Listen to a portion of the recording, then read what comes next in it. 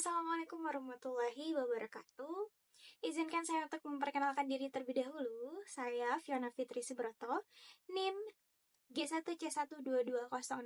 Saya adalah mahasiswa psikologi, Fakultas Kedokteran dan Ilmu Kesehatan Universitas Jambi.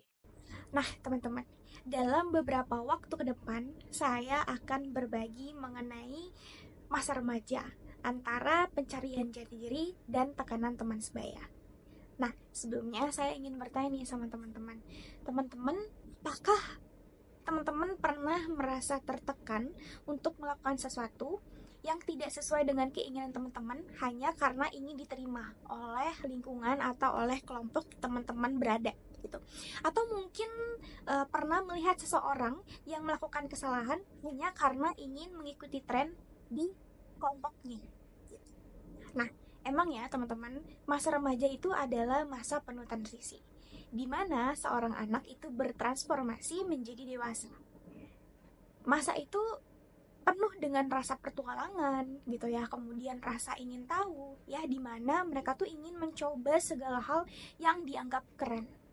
Tentu orang tua juga memiliki peran penting dalam membimbing mereka. Nah, namun di luar keluarga ada dunia lain nih yang tak kalah penting. Nah, itulah namanya kelompok teman sebaya.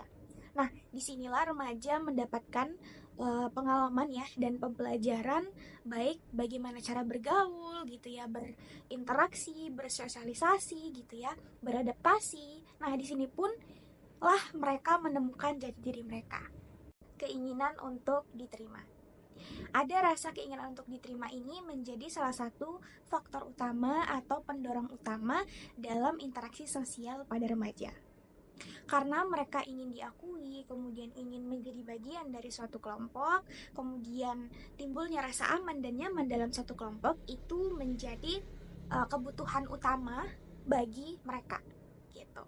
Nah, salah satu bentuk pengaruh kelompok ini yang disebut namanya adalah konformitas. Nah, konformitas itu apa ya? Konformitas itu adalah suatu fenomena di mana individu menyesuaikan diri dengan norma dan perilaku kelompok. Nah, hal inilah menjadi salah satu cara remaja untuk diterima, gitu. Nah, mereka mengikuti tren pakaian, gitu ya, kemudian gaya rambut, kemudian musik, dan lain sebagainya. Untuk apa? Demi mendapatkan pengakuan dari teman-teman di suatu kelompok tersebut. Masa remaja awal, sekitar umur 13-17 tahun, adalah masa di mana konformitas itu paling terlihat. Kenapa saya bilang begitu? Karena di masa ini remaja ingin terlihat sama dengan teman-temannya. Bagi mereka, berpakaian, kemudian berperilaku sama dengan kelompok kelompok acuan, itu akan meningkatkan rasa percaya diri dan peluang untuk diterima. Nah, konformitas itu sendiri bukan selalu hal buruk ya, teman-teman. Dengan kita mengikuti norma dan nilai positif dari kelompok tersebut, kita dapat belajar untuk beradaptasi dan bersosialisasi dengan baik dan benar. Namun, di satu sisi, konformitas juga bisa berbahaya, teman-teman ya. Karena jika remaja hanya mengikuti arus tanpa berpikir kritis, kita bisa terjerumus ke dalam perilaku negatif, seperti mungkin merokok gitu ya, membolos gitu, kemudian menyontek, atau mungkin bisa minum alkohol atau bahkan narkoba gitu. Nah, penting ya bagi remaja untuk memiliki keseimbangan, di mana kita harus bisa nih menyesuaikan diri dengan kelompok, namun tetap teguh pada nilai-nilai dan prinsip yang kita miliki. Seperti contoh, ada seorang remaja berusia 15 tahun sedang mengalami dilema. Dia ingin diterima oleh teman-temannya, tapi dia juga ingin tetap setia terhadap nilai-nilai yang dia miliki. Gitu, ketika teman-teman yang mengajaknya untuk bolos sekolah, gitu ya, dia tuh dia harus memutuskan apakah dia akan mengikuti mereka atau tidak, gitu ya. Nah, dia akhirnya berpikirlah gitu ya, gimana caranya gitu ya, mempertanyakan apakah bolos sekolah itu adalah hal yang benar untuk dilakukan gitu ya. Nah, kemudian pada akhirnya dia memutuskan untuk tidak bolos sekolah dan berani untuk berbeda dari teman-temannya. Nah, dari cerita ini pun ya, dapat disimpulkan bahwasanya tuh konformitas adalah sebuah fenomena yang kompleks ya. Jadi memang penting bagi remaja untuk belajar bagaimana berpikir kritis dan berani untuk berbeda ketika mereka dihadapkan dengan tekanan kelompok tersebut gitu ya, seperti yang sudah dijelaskan tadi sebelumnya. Nah, jadi dapat kita simpulkan ya teman-teman, sebetulnya konformitas itu adalah perubahan perilaku sebagai akibat dari tekanan kelompok. Ini terlihat dari kecenderungan remaja untuk selalu menyamakan perilakunya dengan kelompok acuan sehingga dapat terhindar dari celaan maupun keterasingan. Gitu. Orang yang biasanya berpenampilan berbeda yang tidak sesuai dengan kelompok cenderung terasingkan oleh teman-temannya atau lingkungan sekitarnya. Nah, adapun bentuk-bentuk dari konformitas ini terdiri dari 3, teman-teman. Yang pertama yaitu penerimaan atau acceptance. Jadi maksudnya itu individu bertindak dan meyakini sesuai tekanan sosial, baik dari individu maupun kelompok. Kedua, itu ada pemenuhan atau compliance.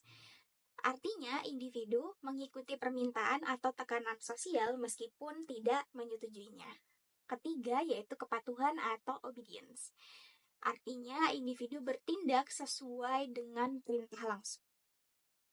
Selanjutnya, beberapa faktor yang mendorong konformitas. Nah, menurut Myers tahun 2012, faktor konformitas ini terdiri dari beberapa hal. Yang pertama yaitu adalah ukuran kelompok. Nah, maksudnya di sini ukuran kelompok itu adalah semakin besar kelompok, maka semakin tinggi tingkat konformitasnya gitu. Contoh, ketika melihat kerumunan orang gitu ya, rasa ingin tahu kita tuh mendorong kita untuk melihat hal tersebut gitu. Nah, kemudian yang kedua adalah keseragaman suara. Itu maksudnya yaitu semakin seragam suara dalam kelompok, maka semakin besar kemungkinan individu untuk mengikuti pendapat mayoritas. Jadi seperti pada penelitian beberapa penelitian menunjukkan bahwa individu itu cenderung mengikuti pendapat mayoritas, meskipun mayoritas tersebut salah, gitu ya. Hal ini karena individu merasa tidak nyaman menjadi minoritas, gitu. Kemudian yang ketiga adalah kekompakan kelompok. Maksudnya semakin kompak suatu kelompok, maka semakin kuat pengaruh terhadap anggotanya, gitu. Anggota kelompok cenderung berperilaku sama dengan kelompoknya. Kemudian yaitu status. Artinya, tingkat status individu dalam kelompok mempengaruhi konformitas. Anggota junior cenderung lebih konformitas dibandingkan anggota senior. Nah, selain itu, ada juga alasan atau sebab timbulnya orang melakukan konformitas gitu ya.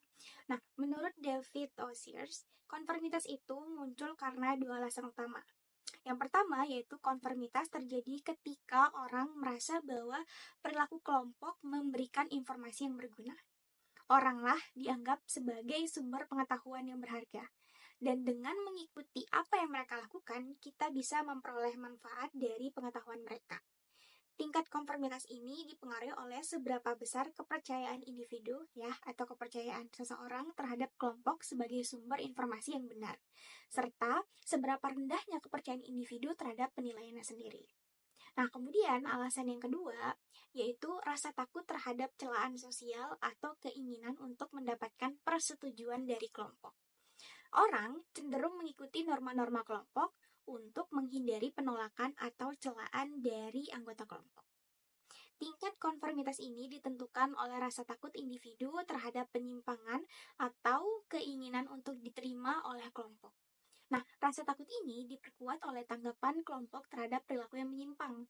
Orang tidak ingin dianggap menyimpang karena takut akan akibat yang tidak menyenangkan dari penolakan kelompok tersebut. Selanjutnya, kita membahas mengenai dampak positif dan dampak negatif dari konformitas itu sendiri. Nah, kita pertama bahas mengenai dampak positif ya teman-teman. Dampak positif itu yang pertama yaitu meningkatkan motivasi berprestasi siswa. Jadi, remaja itu atau siswa akan mengikuti perilaku teman sebayanya yang berprestasi. Jadi, jika teman satu kelompoknya atau teman sebayanya itu berprestasi, itu pasti akan meningkatkan motivasinya untuk berprestasi juga. Gitu. Kedua yaitu kepatuhan terhadap aturan sekolah. Nah, remaja itu akan mengikuti norma-norma yang ada di kelompoknya. Jadi ketika suatu kelompok itu atau suatu anggota kelompok lainnya menaati peraturan sekolah, maka remaja juga akan mengikuti untuk menaati peraturan sekolah gitu. Kemudian yang ketiga, konformitas ini juga dapat mendorong perilaku prososial ya teman-teman, karena individu cenderung meniru perilaku yang diperlihatkan oleh kelompoknya gitu. Nah, tapi terdapat juga dampak negatif dari konformitas ini. Seperti yang pertama ya, yaitu meningkatkan intensitas seksual atau perilaku seksual pranikah gitu ya, yang dipengaruhi oleh tingkat konformitas teman sebaya juga gitu. Kemudian juga berhubungan dengan perilaku negatif lainnya seperti yang tadi udah disebutkan ya di awal, yaitu membolos, menyontek, merokok, bahkan ada perilaku bullying gitu. Nah, ini menunjukkan bahwa meskipun konformitas dapat memiliki dampak positif dalam beberapa hal, tapi juga dapat mengarah pada perilaku negatif ketika individu terlalu banyak meniru norma-norma kelompoknya tanpa mempertimbangkan yang matang. Gitu, tanpa pertimbangan yang matang, sorry teman-teman. Gitu. Nah, lantas bagaimana ya cara menghindari konformitas itu, atau bagaimana sih cara mengatasi pengaruh kelompok atau tekanan kelompok teman sebaya tersebut gitu ya. Nah, yang pertama yaitu kita bisa memulai untuk memilih circle pertemanan yang positif. Jadi karena memang nggak bisa kita pungkiri ya, pergaulan remaja itu dapat memberikan pengaruh baik secara positif maupun negatif terhadap sikap dan perilaku kita gitu. Nah, maka dari itu kita sebagai individu ya diharapkan untuk bijak nih memilih lingkungan yang positif bagi diri kita. Gitu, sehingga kita bisa menjadi pribadi yang sukses dan positif ke depannya gitu. Kemudian yang kedua, memiliki self control atau kontrol diri. Jadi untuk meminimalisir terjadinya konformitas itu, kita harus bisa buat keputusan tegas dan singkirkan segala sesuatu yang memiliki dampak negatif gitu ya. Kita harus bisa memilih mana yang benar-benar penting dan benar-benar baik gitu ya.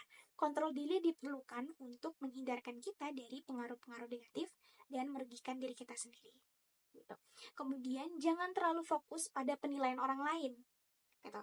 Dan yang keempat adalah menjadi diri sendiri.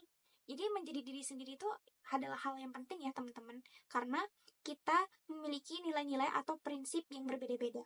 Jadi kita itu tuh adalah sebuah pondasi dalam menentukan arah hidup kita.